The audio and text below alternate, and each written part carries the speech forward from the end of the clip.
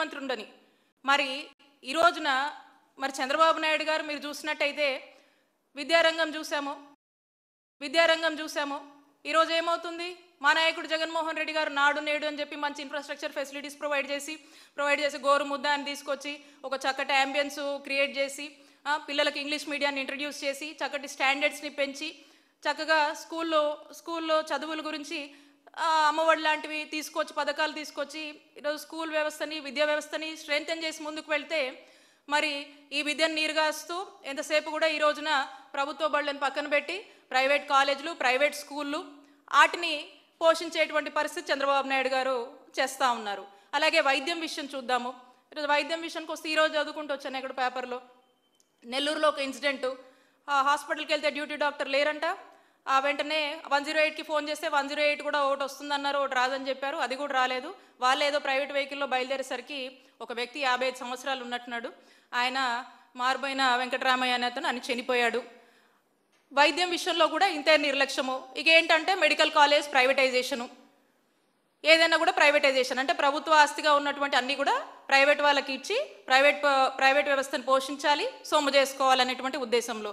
ఇక ప్రాజెక్టుల విషయానికి వస్తే చూస్తూ ఉన్నాం. ఈ విశాఖ స్టీల్ ప్లాంటే దీన్ని ప్రైవేట్ పరం చేయాలి, ప్రైవేటైజేషన్ చేయాలి. ఎందుకంటే ఇప్పుడు ఇవన్నీ భారం అవుతుందని చెప్పి ఈ కథలన్నీ చెప్పుకుంటూ మరి వస్తున్నటువంటి పరిస్థితి. ఇక కొత్త ప్రాజెక్టులు ఏమైనా తేవాలన్నా కూడా మనకి మరి మాట్లాడుతూ ఉన్నారు. ఒక 13 లక్షల కోట్లు అని అంటున్నారు. 60,000 ఉద్యోగాలు వస్తాయి, రాబోతున్నాయి అంటారు. కానీ అవి ఎప్పుడు వస్తున్నాయి, వచ్చాయా, ఎన్ని వచ్చాయి, ఏం చేస్తున్నారు, వాటి మీద క్లారిటీ ఉండదు. రాబోతున్నాయి, వస్తున్నాయి అని చెప్పి దాని మీద ప్రొజెక్షన్స్ ఎలివేషన్స్ తప్పితే వాస్తవానికి ఎంత కమెంట్స్ అవుతుంది ఏందనే దాని మీద ఒక క్లారిటీ ఉండదు. ఇక రైతన్నల కష్టాలు అయితే వర్ణాతీతం. రైతు భరోసా కేంద్రాలు పనిచేయవు, రైతుకు పెట్టుబడి సాయం ఉండదు. అలాగే రైతుకు సంబంధించి యూరియా గురించి కావచ్చు, ఎరువుల గురించి కావచ్చు, ఆ కొరత గురించి పట్టించుకునే వాళ్ళు లేరు. ఇక రైతన్న సంతోషానికే దూరం అయ్యాడు చంద్రబాబు నాయుడు గారు వచ్చాక. అదే మన జగనన్న హయాంలో రైతన్న చాలా సంతోషంగా ఉండేవాళ్ళు. ఈరోజు రైతులకు రోడ్డెక్కాల్సినటువంటి పరిస్థితి చంద్రబాబు నాయుడు గారు వచ్చాక ఏర్పడినటువంటి పరిస్థితి. కాబట్టి ఇవన్నీ గాలికి వదిలేసి ప్రభుత్వంగా తాము చేయాల్సినటువంటి బాధ్యతని, ఆ బాధ్యతగా ఆ ముఖ్యమంత్రిగా ఆలోచించినటువంటి ఆలోచనని చంద్రబాబు నాయుడు గారు పక్కన పెట్టి అన్నీ కూడా ప్రైవేటైజేషన్ అని చెప్పి తను నమ్ముకున్నటువంటి ఫార్ములా, తను నమ్ముకున్నటువంటి ఫిలాసఫీయే ధ్యేయంగా తన నైజాంనే కంటిన్యూ చేస్తూ మరి ముందుకు వెళుతున్నటువంటి తీరు రాష్ట్ర ప్రజలందరూ కూడా చూస్తూ ఉన్నారు.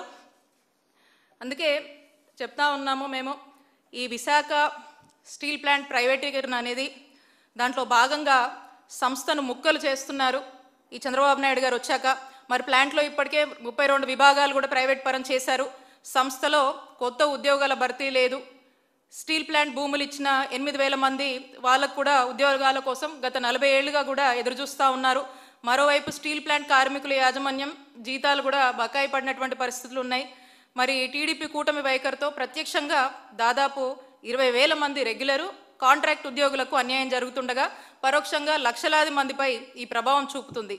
కేంద్రంతో కుమ్మక్కై ఆంధ్ర హక్కు అయినటువంటి విశాఖ ఉక్కును కళ్ళెదుటే ఉరితీస్తున్నారు.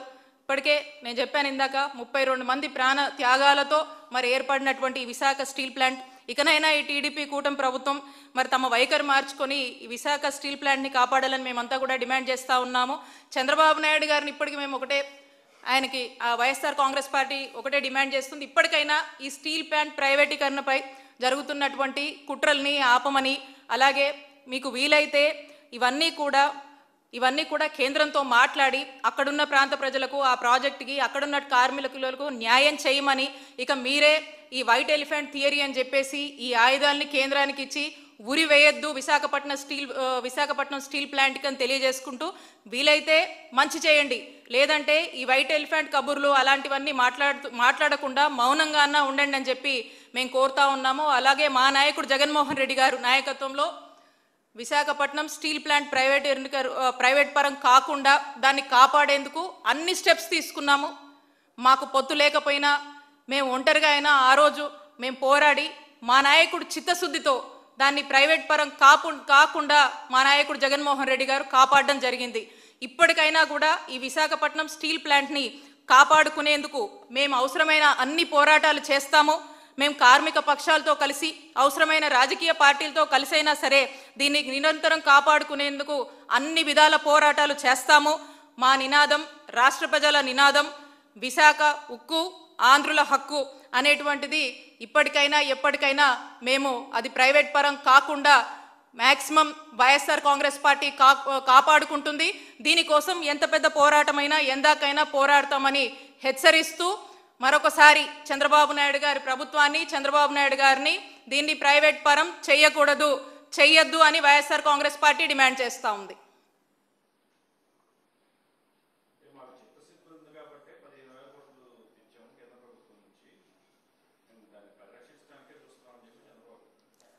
మరి ఏం చేశారు ఆ డబ్బులు? ఎవరికి ఇచ్చారు? ఇప్పుడు కార్మికులకు జీతాలు ఇవ్వాలి, మరి వాళ్ళ సంక్షేమము, దాని మీద ఆధారపడినటువంటి వారి కుటుంబ సభ్యులు, మరి ఇదంతా భారం అని చెప్పి ఈ వైట్ ఎలిఫెంట్ కథ ఎందుకు చెప్తున్నారు? దాన్ని బట్టే మనకు అర్థమవుతుంది కదా మనసులో ఏముందో అని చెప్పేసి. ఏదో ఒక ఉద్దేశం ఉంది కాబట్టే ఇష్టం వచ్చినట్టుగా ఒక విలేకరి జర్నలిస్టు ఆయన ఒక ప్రశ్న వేస్తే దాని మీద ఎట్లా పడితే బెదరగొట్టి అట్లా మాట్లాడినటువంటి ఆయన వైనము, అలాగే ఎన్నికల ముందు చెప్పినటువంటి స్టాండ్ ఒకటి, ఈరోజు మాట్లాడుతున్నటువంటి స్టాండ్ని బట్టే ఆయనకు చిత్తశుద్ధి లేదు చంద్రబాబు నాయుడు గారు కనుక మనకు స్పష్టమవుతా ఉంది.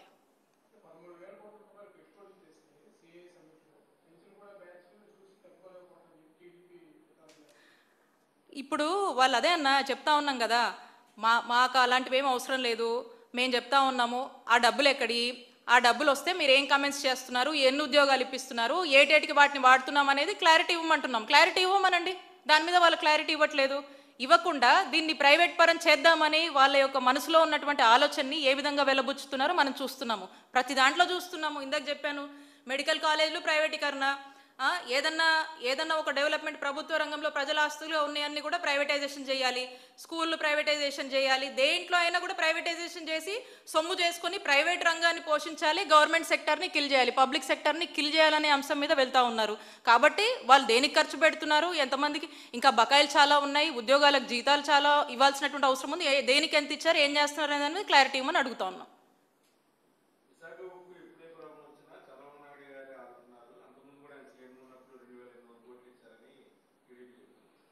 అన్న వాళ్ళు ఎన్నైనా చెప్తారు. ఇప్పుడే స్పష్టంగా మనం వీడియోలో చూసాము.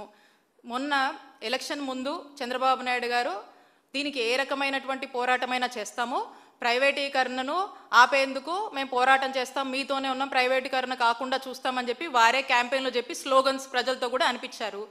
మా నాయకుడు జగన్మోహన్ రెడ్డి గారు మేము అధికారంలో ఉన్నాం, మాకు పొత్తు లేకపోయినా ప్రైవేటీకరణ కాకుండా ఉండేందుకు విశాఖపట్నం స్టీల్ ప్లాంట్ ప్రాజెక్ట్ తాలూకా అన్ని ఎఫర్ట్స్ పెట్టి మేము కాపాడుకుంటూ వచ్చాము. మాకు ఒక క్యాప్టివ్ ఐరన్ ఓర్ మైన్ మాకు సొంతంగా ఉంటే ఇంకా ఇది స్ట్రెంగ్తన్ అవుతుందని చెప్పి కూడా రిక్వెస్ట్ చేయడం జరిగింది. మా రాష్ట్ర ప్రయోజనాలే మాకు ముఖ్యమని చెప్పేసి దీనికి సానుకూలంగా మీరు స్పందించగలుగుతారని చెప్పి కూడా బహిరంగ సభలో మోడీ గారిని కూడా రిక్వెస్ట్ చేయడం జరిగింది. మరి ఈ రోజున సిఐఏలో ఏమంటున్నారు చంద్రబాబు నాయుడు గారు?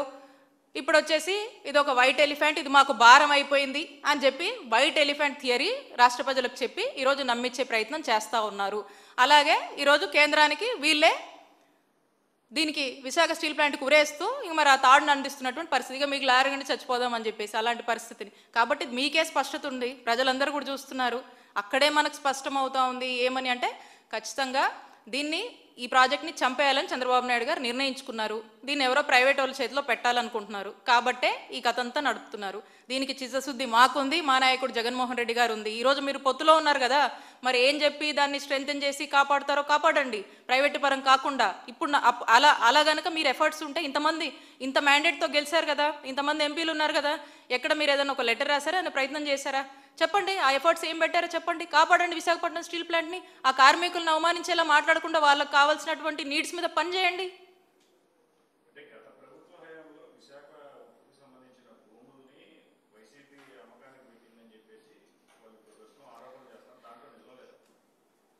మళ్ళీ చెప్తా ఉన్నాను, విశాఖ స్టీల్ ప్లాంట్కి సంబంధించి అన్ని విధాలుగా మీరు అంటున్నటువంటి భూములు కావచ్చు, లేకపోతే ఇంకోటి కావచ్చు, కార్మికుల సమస్య కావచ్చు, విశాఖపట్నం స్టీల్ ప్లాంట్ ప్రాజెక్టు గురించి కావచ్చు, అన్ని విధాలుగా కూడా జగన్మోహన్ రెడ్డి గారు చాలా కమిటెడ్గా పనిచేశారు. దాన్ని కాపాడుకునేందుకు, దాన్ని ప్రైవేట్ పరం కాకుండా ఉండడానికి జగన్మోహన్ రెడ్డి గారు నిరంతరం పనిచేశారు. దానికి సాక్ష్యమే ఈ లెటర్ కావచ్చు, నరేంద్ర మోదీ గారికి మా ఎంపీలు కానీ ఫాలోఅప్ చేసిన అన్ని కావచ్చు, ఎవిడెన్సెస్ మీకు ఉన్నాయి. ఈరోజు చంద్రబాబు నాయుడు గారు ఏం చేస్తున్నారు? ఏమీ చేయకుండా ఈరోజు వైఎస్ఆర్ కాంగ్రెస్ పార్టీ వాళ్ళ మీద ఏదో ఒక బురద జల్లాలి, అని డైవర్షన్ పాలిటిక్స్ చంద్రబాబు నాయుడు గారికి ఎలాగో అలవాటే. దాంట్లో భాగంగా మా మీద ఏదో గుడ్డ గాల్చి మా నెత్తినేస్తూ ఉన్నారు. కానీ అది కరెక్ట్ కాదు. ప్రజలకు అన్ని విషయాలు తెలుసు. అంతెందుకు మొన్న విశాఖపట్నం వచ్చినప్పుడు కూడా జగన్మోహన్ రెడ్డి గారికి స్టీల్ ప్లాంట్ బాధితులు అందరూ కూడా కలిసి ఒక రిప్రజెంటేషన్ ఇచ్చారు. ఇచ్చి మళ్ళీ మొన్న కూడా మా నాయకుడు జగన్మోహన్ రెడ్డి గారు మేమున్నంత వరకు కూడా మీకు ఇబ్బంది లేకుండా చూసుకున్నాము, అయినా మేము ప్రతిపక్ష పార్టీగా మా పోరాటం కంటిన్యూస్ నిరంతరంగా మీకోసం పోరాడతాము, మీకు వెన్నంటే ఉంటామని భరోసా కూడా ఇవ్వడం జరిగింది. అందరూ చూశారు. ఇంకా కూడా వాళ్ళు మాట్లాడుతున్నారంటే ఇక వాళ్ళ విఘ్నతకే వదిలేయాలి. రెండు ప్రజలు వాస్తవాలు చూస్తూ ఉన్నారు. వాస్తవాలన్నీ ప్రజలకు అర్థమవుతా ఉంది. కమిట్మెంట్ ఎవరికి ఉంది? జగన్మోహన్ రెడ్డి గారికే కమిట్మెంట్ ఉందనే విషయం ప్రజలకు తెలుసు.